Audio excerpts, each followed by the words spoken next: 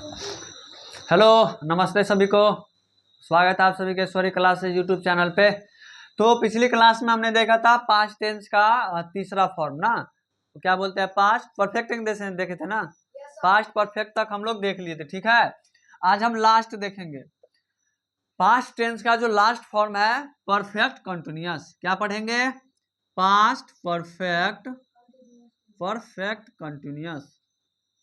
जैसे हम प्रेजेंट में पढ़ते थे ना, बस देखिए, अगर प्रेजेंट आप अच्छा से देख लिए, मेरा जो 4 लेक्चर है पीछे का प्रेजेंट टेंस का, अगर आप प्रेजेंट टेंस का बढ़िया से सीख लिए तो आपको पास्ट टेंस को समझने में थोड़ा भी दिक्कत नहीं होगा, 0% भी दिक्कत नहीं होगा, ठीक है। क्योंकि सब सेम है, बस यही में क्या है, वर्ब चेंज हो जाता है।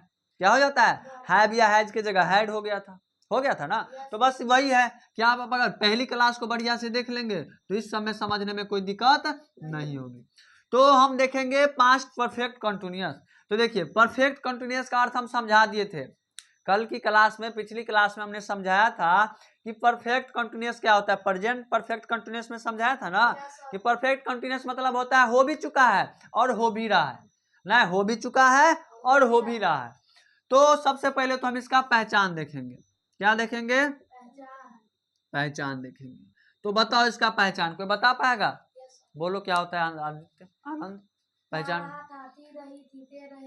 हाँ ना, ता रहा था मतलब जैसे हम प्रेजेंट कंटिन्यूअस में क्या देखे थे, ता रहा, ती रही, ते रहे, गाता रहा था, खेलता रहा है।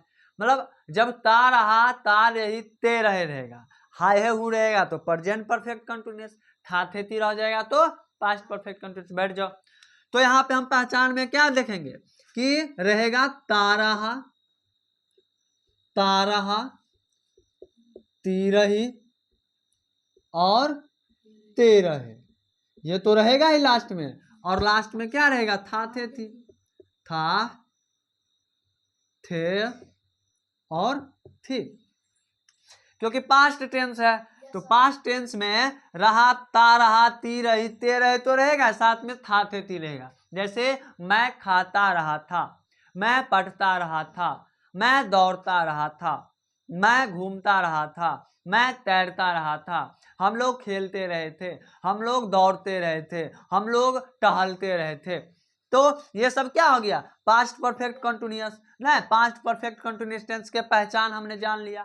अब हम जानेंगे कि भाई इसका फॉर्मूला क्या होता है, किसको हम आखिर बनाएंगे कैसे, इसका फॉर्मूला क्या होता है। तो फॉर्मूला में वही सबसे पहले क्या आएगा? सब्जेक्ट आएगा प्लस, देखिए प्रेजेंट में हैव या हैज, पास्ट में सिर्फ एक चीज लगता है हैड। क्या लगेगा? हैड। सब्जेक्ट प्लस हैड, और एक हम जोड़ते थे ये बीन। क्या जोड़ते थे? बीन। तो B double E N, been. Subject plus had plus been plus V four मतलब आईएनजी फॉर। जब हम किसी से क्या बोलते हैं वर्ड में वर्ब में आईएनजी जोड़ देते हैं तो वर्ब का चौथा रूप बन जाता है। तो ये हो गया फॉर्मूला ना। अब हम चलते हैं एग्जाम्पल की तरफ और एग्जाम्पल को बनाते हुए कर देंगे रफा सफा, ठीक है। तो मान लीजिए रहेगा जैसे मैं दौड़ता रहा था, मैं दौड़ता रहा था। देखिए जैसे हम प्रेजेंट परफेक्ट कंटिन्यूअस में दो बताए थे पहचान कि समय सूचक भी लगा रहेगा, इसमें भी बताएंगे जैसे उसमें बताए थे ना, सेम उसमें है। नहीं भी बताएंगे ना तो बना लीजिएगा आप लोग, बस हम एग्जाम्पल देके उसको अनुवाद कर देंगे, आप लोग पिछले तरीका से बना लीजिएगा। क्योंकि जैसे प्रेजेंट परफेक्ट कंटिन्यूअस में होता है वैसा ही इसमें होता है, बस इसमें चेंज होता है ये हाइड। चेंज क्या होता है? हाइड। उसमें हैव या हैज रहता था, इसमें सिर्फ हैड चेंज कर देंगे, ठीक है। चलिए, तो मैं दौड़ता रहा था, मैं दौड़ता रहा था, तो इसका बनाएंगे आई मतलब हुआ मैं, आई के सब के साथ हैड, आई हैड, फिर जोड़ेंगे बीन, बीन जोड़ेंगे तो आ जाएगा सांप, फिर सांप को हम लोग क्या करेंगे? कुछ नहीं करेंगे, हम लोग खुद भाग जाएंगे, ठीक है। आई हैड बीन, दौड़ना का होता है रन, लेकिन रनिंग क्या हो जाएगा? रनिंग। बिफोर बनाना है ना, running. I had been running, मैं दौड़ता रहा था। अब जैसे रहेगा तुम पढ़ते रहे थे, तुम पढ़ते रहे थे, चलो तुम पढ़ते रहे थे, तो यू मतलब क्या हुआ? तुम। तब क्या देंगे हैड, फिर क्या जोड़ेंगे बीन। अब पढ़ना का होता है रीड, तो reading, you had been reading. ठीक है।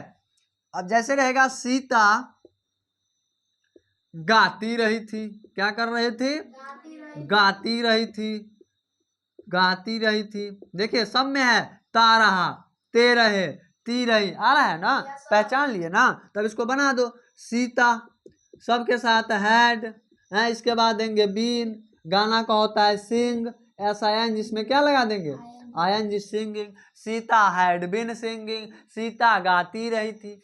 ठीक है, चलिए तो ये तो हो गया क्या बोलते हैं नॉर्मल वाक्य, सकारात्मक वाक्य है, असर्टिव सेंटेंस था। अब मान लीजिए नोट लग गया, तो नोट कहाँ लगाते हैं, इसमें बड़ा टेंशन रहता है बच्चों को कि सीता हैड बिन, बिन के बाद नोट लगाए कि हैड के बाद नोट लगाए कि हम सीते के बाद नोट लगा दें। तो नोट कहाँ लगता है, देखिए नोट लगता है हैड और यहाँ पे लगेगा नोट, तब लगेगा बिन।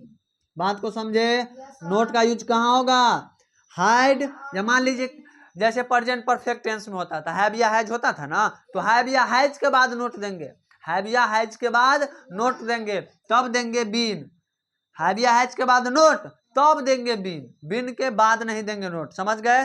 तो नोट कहाँ लगेगा समझ गए ना, हैड रहेगा तो हैड के बाद नोट और बीन के पहले, और हैव या हैज रहेगा तो हैव या हैज के बाद नोट बीन के पहले।